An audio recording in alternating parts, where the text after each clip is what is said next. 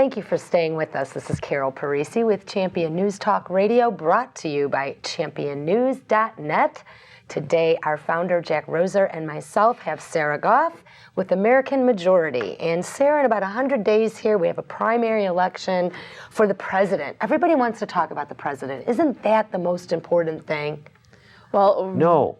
Why so, Jack? Wow. Well, it isn't. That isn't, because its time hasn't come. You got a whole chorus of people running for that, and that's going to have to melt down before we get really serious about what to happen. But we live in Illinois, and we are in more trouble than anybody else.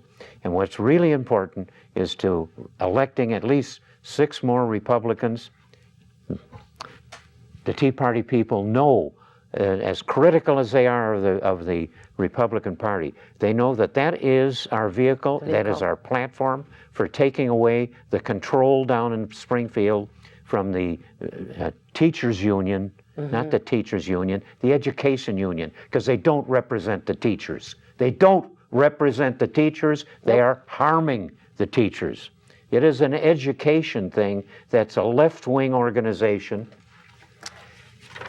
Here's something I bought 1,000 copies of back in June of 1993. They had the whole thing lined up back then. Here's these pictures that show teachers' salaries and union growth and achievement. The salaries and the union went up like mad, and the achievement went down. And this thing that's shown in Forbes magazine that calls the NEA the National Extortion Association. And this is from almost 20 years ago. To 1990, the writing was 1993. Right. When I saw this article, I bought 1,000 copies to distribute of this thing. I've been working on this thing. I'm so old. I've got about 40 years of working on this problem. And, you know, I'm like conservatives of another age. I'm astounded with how many people there are on our side now. The number of conservatives and people that believe in the excellence of the ideas of our founders in this country have grown so much. My God, I'm with a majority now. You know, Jack, I think you actually make a very good point here. You know, come November of 2012, that's a very important month for us, but there are issues that we are campaigning on that will not end in November of 2012. And we need to create an infrastructure. We need to be involved in our communities. We need to educate our neighbors, our friends, our family about problems just like this.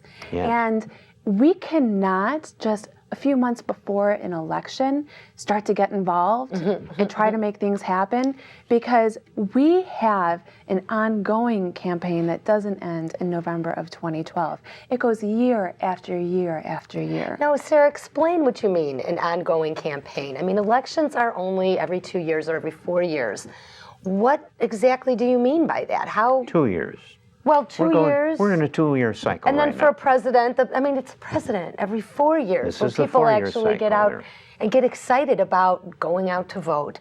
So explain a little more what you mean, daily. Okay, well, how often do our elected officials go to Springfield? Okay. Hundreds of times. Yes. Well, we need to be holding them accountable. We need to be educating our neighbors in what's going on in Springfield. They go down there too often. I think it was Mark Twain said, the union is never in such danger as when the legislature's in session. You know, we got more, I think Mark Twain also said, we're lucky we don't get all of the government that we pay for. Seminal remarks. So, Sarah, what are you saying? That people should be paying attention outside of election years? Oh, definitely. Definitely. I mean, are we not paying taxes outside of election years? Specifically how? Specifically how? Well, we need to be holding our elected officials accountable. We need to be paying attention to how they vote and what they're voting for. And we need to be educating our neighbors, as I was mentioning earlier, about walking our precincts, getting to know our neighbors, knocking on your neighbor's door and saying, "Hi, I'm Sarah. I live 3 blocks away. I want to get to know you." And you can get to know how they stand on particular issues. And what we need to do is we need to identify the conservatives in our neighborhood that may not really understand that they can have a voice. we need to invite them over for coffee, develop a community, talk about issues just like this. This sounds like community organizing to me. Well, it definitely is. And it's something that conservatives, to be honest, is a little behind the 8 ball on. Why do you think that is? Well, ACORN and SEIU have been extremely organized for many ACORN years. is still out there. They didn't get squelched. No, they're out there getting government money. They're, look what happened just recently in Ohio. They threw, $30 million into an election to drive it in the direction of the unions? $30 million bucks? Where did that money come from? Well, that's the thing. It's because the Democrats are the party of the rich. Well, the left The really... rich unions. But ACORN is also taxpayer dollars. A lot of it Yes. is. Which is terrible. But go ahead, I'm sorry. Okay, so maybe we don't have the money to go out and pay volunteers, $10, $20, $30 an hour. This sounds like an oxymoron to me. Pay volunteers. Isn't there something intrinsic about volunteering that is a service and you're giving of yourself? Well, you know what, to be honest, right now, we can't afford to not get involved. Right. We can't wait around until some big money bag conservative says, here, I'm going to put in all this money to pay you to volunteer. No, if we don't step up, if we don't get our neighbors to step up and take action, we're all going to be losing our jobs. We see this every day. Companies fail, they move across the state. Unemployment isn't getting any better. Skyrocketing. Well, we just a couple weeks ago hit a $15 trillion debt. Well, and this gets back to the original issue that while the national campaigns might be interesting, the federal level to see Obama go. Mike Brown and his considerable wisdom. It's not just with cameras. Even if we take over the U.S. Senate, even if we get a Republican, a conservative Republican in as president, it can't affect the state because the state has so much more powers than the federal government. This state, they can continue to run this state into the ground. Now, the problem is we've got a voracious, ferocious beast that requires feeding. And this beast has ingrained itself in local politics all the way up to state government. And they want to be fed. And that's the teachers' unions. Yep. And the only way to combat that, there was a recent poll asking people, general people, if they knew any of the candidates. And it was appalling that so many couldn't recognize who these candidates were. This is still in the primary season, but that's because people are so focused on just trying to make a buck, pay their taxes, and pay for their house nowadays. Ignorance is the greatest ally of politics, and that's why what you guys do in educating the public is absolutely critical, because until we can get mass, we've still got the unions pouring millions of dollars to get their boys elected, and they're going to continue to run Illinois off the cliff. You know what, though? America is having their great awakening, if you will. Americans are waking up, because when they hear there's a $15 trillion debt, and you just ask someone a question, and I don't mean to interject here, but I do the 3-foot rule.